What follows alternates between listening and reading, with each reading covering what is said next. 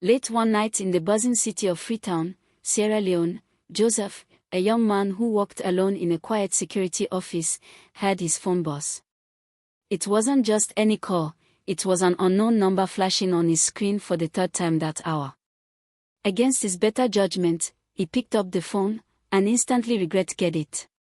Little did he know, this single decision would pull him into a world of danger where nothing was as it seemed, and where answering a simple phone call could cost him everything.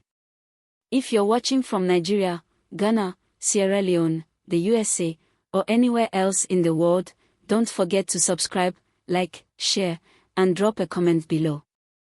Let us know what part of the world you're tuning in from, and stay tuned because this African folktale is about to get thrilling. Now, let's dive into the story. The city of Freetown was alive even at midnight. The streets buzzed with the hum of cars and motorcycles weaving through traffic lights that flickered like fireflies. In a quiet corner of the city, Joseph sat in his small but tidy security office, staring at rows of CCTV monitors. His job was simple. He watched over buildings across the city to make sure no one broke into them while everyone else slept. But tonight felt different. Something in the air made him uneasy. Joseph leaned back in his chair, rubbing his tired eyes. He had been working graveyard shift for 3 years now, ever since he moved to Freetown from McKinney to chase better opportunities. Life wasn't easy here, but it was better than staying in a village where jobs were scarce. Still, the loneliness ate away at him sometimes. Tonight, though, there was something else, a strange feeling crawling under his skin, like invisible fingers brushing against his neck. Then came the sound that broke the silence, buzz. Buzz. Joseph glanced down at his personal phone resting on the desk. An unknown number flashed on the screen. Again. For the third time in less than an hour. "Who keeps calling me?" he muttered under his breath, picking up the phone. Normally, he ignored calls from numbers he didn't recognize. His mother always warned him about strangers trying to trick people into giving away their secrets. "Never answer unknown calls," she used to say. "It's not a person, it might be trouble." But curiosity got the better of him. Maybe it was important. Maybe someone needed help.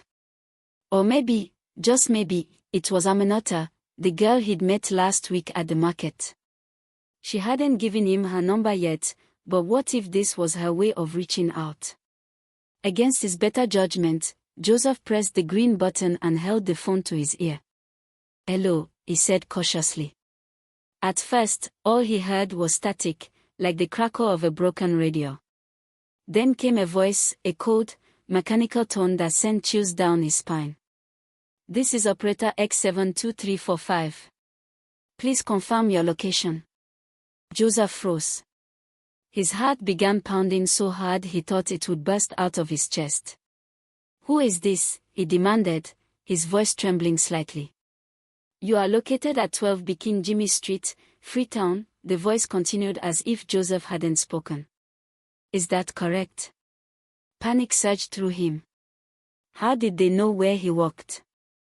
No one should have access to that information unless...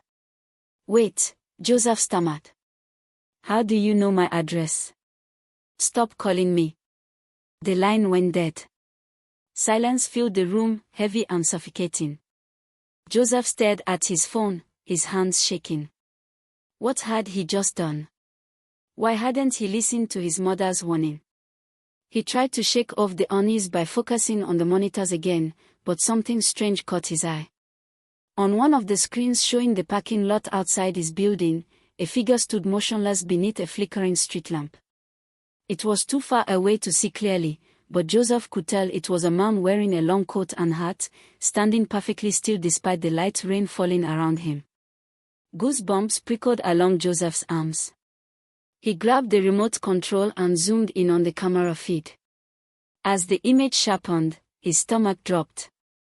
The man's face was obscured by shadows, but his posture suggested he was waiting. Watching. Suddenly, the monitor went black. All of the cameras connected to the system blinked off simultaneously, plunging Joseph into darkness except for the faint glow of his phone screen. Panic clawed at his throat. Without the cameras, he was blind, and whoever was out there knew exactly where he was. Desperate to distract himself, Joseph scrolled through his recent calls, hoping to find some clue about the mysterious caller. But when he opened the call log, his blood ran cold. There was nothing. No record of the call he had just answered. It was as if it had never happened. A loud knock echoed through the office, jolting him upright. Someone was at the door.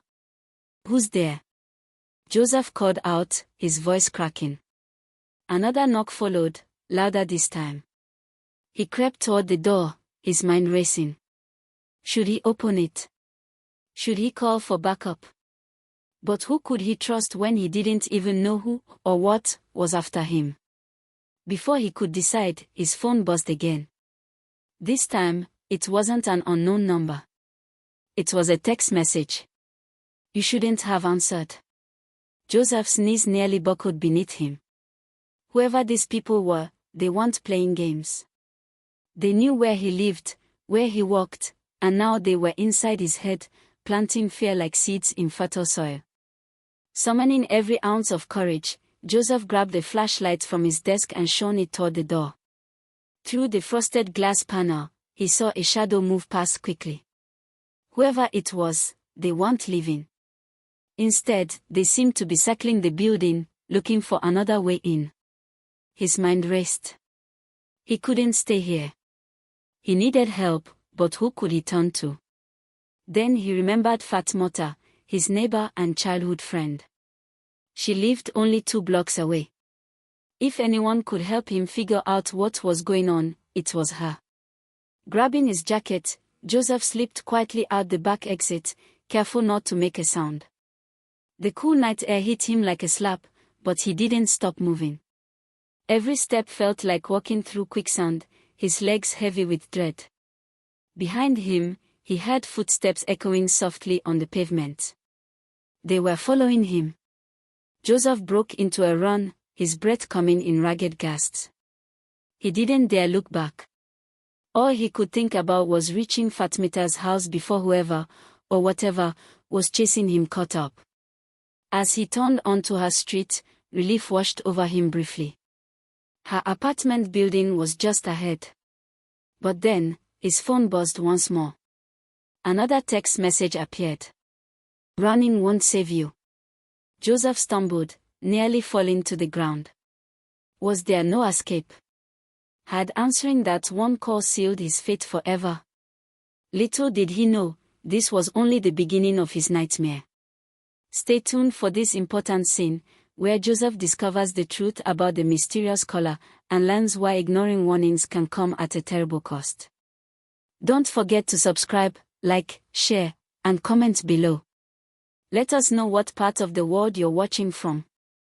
Joseph's heart pounded like a drum as he sprinted toward Fatmita's apartment building.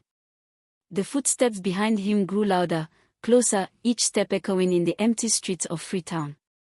He could feel his pursuer gaining on him, their presence pressing against his back like an invisible force. His lungs burned with every breath, but he couldn't stop. Not now. Not when safety was just within reach. Finally, he reached Fatmita's door and banged on it with all his strength. "Fatmata! Open up," he shouted, his voice trembling. Inside, he heard movement, shuffling feet, then the sound of locks being turned. The door creaked open, revealing Fatmata in her nightgown, her eyes wide with alarm. "Joseph! What's wrong?" she asked, pulling him inside quickly. She glanced outside nervously before slamming the door shut and locking it again. Panting, Joseph leaned against the wall, trying to catch his breath. Someone is after me," he gasped. "I don't know who they are or what they want, but they've been following me since I left work." Fatmata frowned, her brow furrowing. "What happened at work? Did something go wrong?" Joseph hesitated, unsure how much to tell her. But Fatmata had always been trustworthy, and right now, he needed someone on his side. Taking a deep breath, he recounted everything: the unknown number that kept calling, the eerie operator asking for his location, the cameras going dark, and finally, the chilling text messages. When he finished, Fatmota stared at him, her expression unreadable. "You answered a call from an unknown number," she said slowly, shaking her head. "Joseph, didn't your mother teach you anything? Everyone knows not to answer those kinds of calls." I know. Joseph snapped defensively. "But it felt important. Like I had to pick up. Now look where it got me." Fatmota sighed and sat down on the couch, motioning for him to join her. "Listen, there's something you need to understand," she began, her tone serious. "In our culture, we believe that some forces aren't human. Sometimes, when you answer a call from an unknown number, it's not a person on the other end, it's something else entirely." "What do you mean, something else?" Joseph asked, his voice barely above a whisper. Fatmota leaned closer, lowering her voice as if afraid someone might overhear. "There are stories about spirits, or worse, who use technology to trap people. They pose as operators or strangers and trick you into giving away information about yourself. Once they have what they need, they come after you." Joseph felt a chill run down his spine. Could that be true?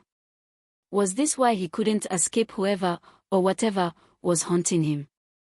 "But how do I stop them?" he asked desperately. "They already know where I live and work.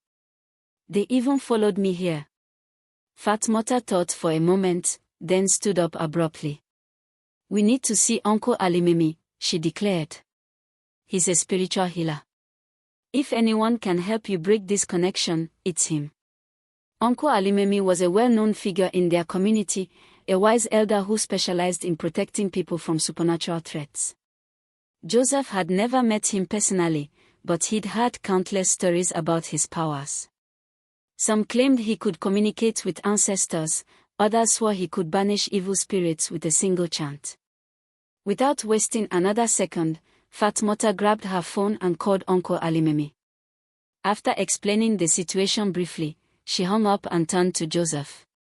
"He'll meet us at his shrine in half an hour. Let's go." The two set off into the night, sticking to dimly lit alleys to avoid drawing attention. As they walked, Joseph couldn't shake the feeling that they were still being watched. Every shadow seemed to move unnaturally, every rustle of leaves sounded like footsteps creeping closer.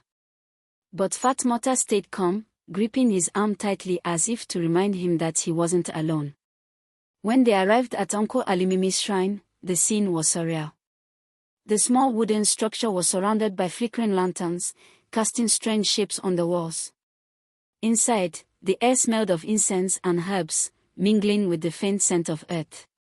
Uncle Alimemi himself sat cross-legged on a mat, his face lined with age but sharp with wisdom. "Come closer," he said in a gravelly voice, gesturing for them to sit. "Tell me everything." Joseph repeated his story, leaving out no details. Uncle Alimemi listened intently, nodding occasionally. When Joseph finished, the old man closed his eyes and began muttering under his breath, his hands moving in intricate patterns. After several minutes, he opened his eyes and fixed Joseph with a piercing gaze. "This is no ordinary spirit," he said gravely. "It is a Djinn, a being born of smokeless fire. It feeds on fear and thrives on chaos. By answering its call, you invited it into your life." Joseph swallowed hard. "Can you get rid of it?" Uncle Alimemi nodded. "Yes, but it won't be easy. Jinns are cunning and powerful. To break their hold, you must confront the truth about why you answered that call, and learn to resist temptation in the future." "What does that mean?" Joseph asked, confused. "It means," Uncle Alimemi explained, "that you must face your own weaknesses. The Djinn exploited your curiosity and loneliness to lure you in. Until you acknowledge these flaws and strengthen your resolve, it will continue haunting you." With that, Uncle Alimemi handed Joseph a small pouch filled with herbs and instructed him to carry it wherever he went. "This will protect you for now," he said. But remember, the real battle lies within yourself. As they left the shrine, Joseph felt a mix of relief and dread. While he was grateful for Uncle Alimimi's guidance, he knew the hardest part was yet to come. Confronting his inner demons wouldn't be easy, but neither was living in constant fear. On their way back to Fatmita's house, Joseph noticed something strange. The shadows that once seemed menacing now appeared less threatening. Even the footsteps he thought he'd heard earlier were gone. For the first time that night, he felt a glimmer of hope. But as they approached Fatmita's door, his phone buzzed again. Another text message flashed on the screen. "You cannot hide forever." Joseph clenched his fist, determination replacing fear. If the Djinn wanted a fight, it would get one. He wasn't going to let it win, not without a struggle.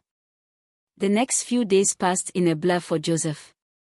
Despite the protective patch Uncle Alimimi had given him, he couldn't shake the feeling that the Djinn was still watching, waiting for its moment to strike.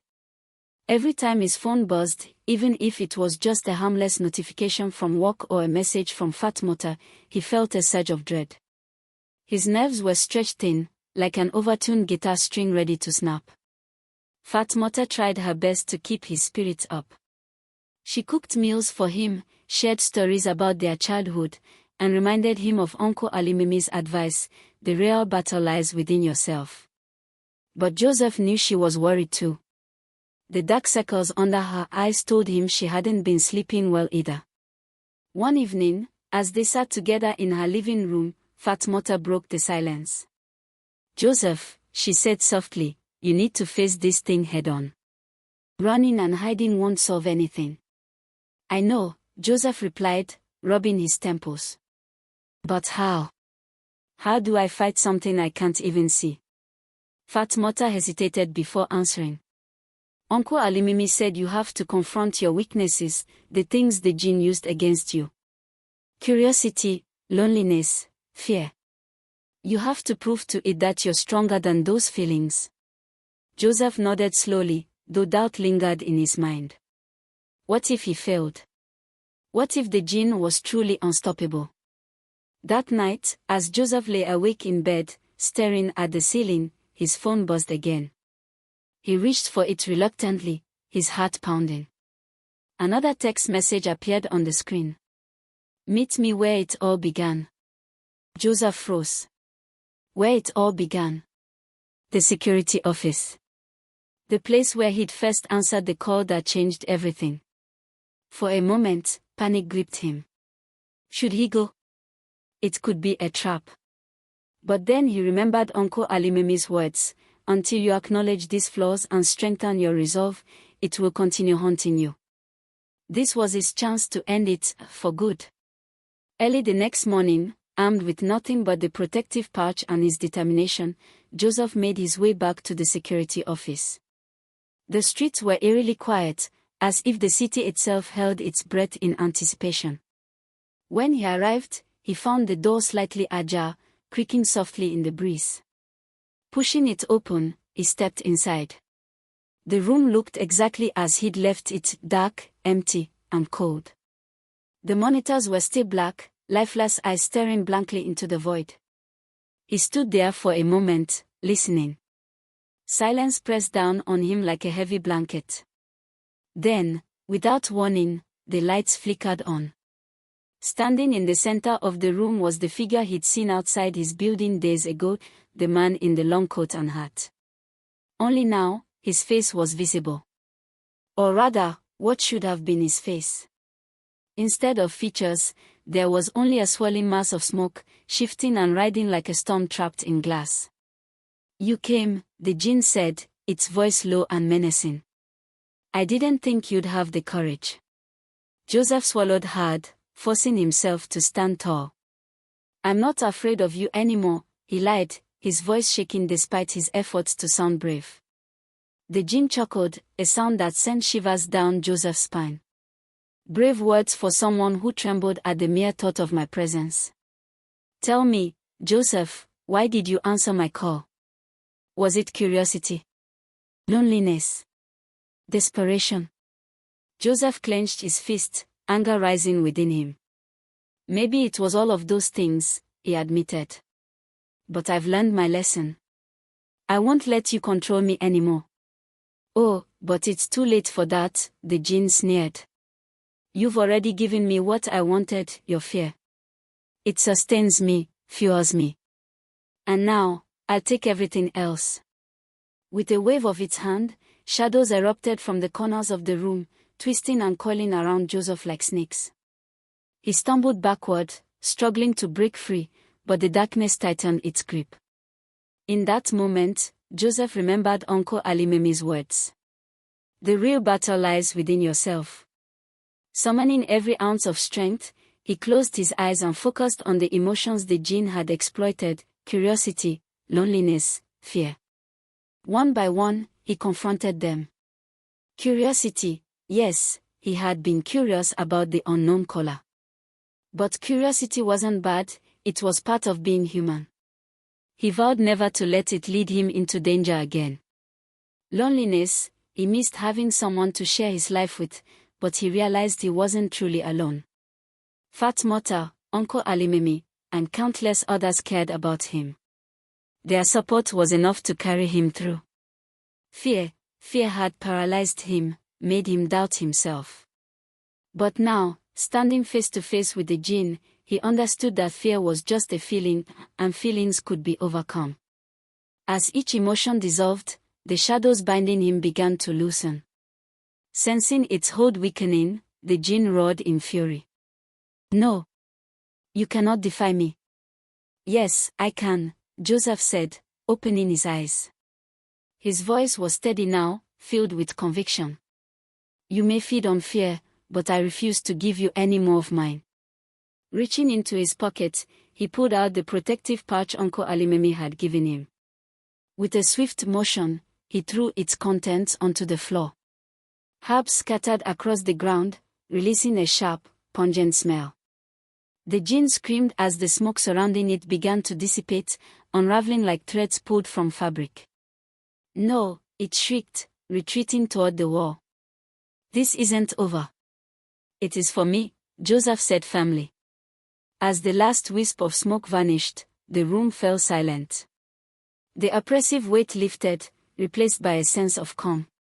Exhausted but victorious, Joseph sank to the floor. For the first time in days, he felt truly free. The Djinn was gone, not defeated forever, perhaps, but banished from his life. When Fatmata arrived later that morning, she'd insisted on checking on him. She found Joseph sitting quietly in the office, gazing out the window. The sun was rising over Freetown, painting the sky in shades of gold and pink. You did it, she said, smiling proudly. Joseph nodded. Yeah, I did. But I couldn't have done it without you, or Uncle Alimemi. Fatmata hugged him tightly. Remember this lesson, Joseph. Never answer calls from unknown numbers, it's not a person. Sometimes, ignoring warnings saves more than just your peace of mind. As they walked home together, Joseph felt lighter, as if a great burden had been lifted from his shoulders. He knew life wouldn't always be easy, but he also knew he was stronger than he'd ever imagined. And so, the tale of Joseph and the Djinn became a story told across Freetown, a cautionary reminder that sometimes, the most dangerous threats come disguised as simple choices. Thank you for following along with this thrilling African folktale. If you enjoyed the story, don't forget to subscribe, like, share, and comment below. Let us know what part of the world you're watching from.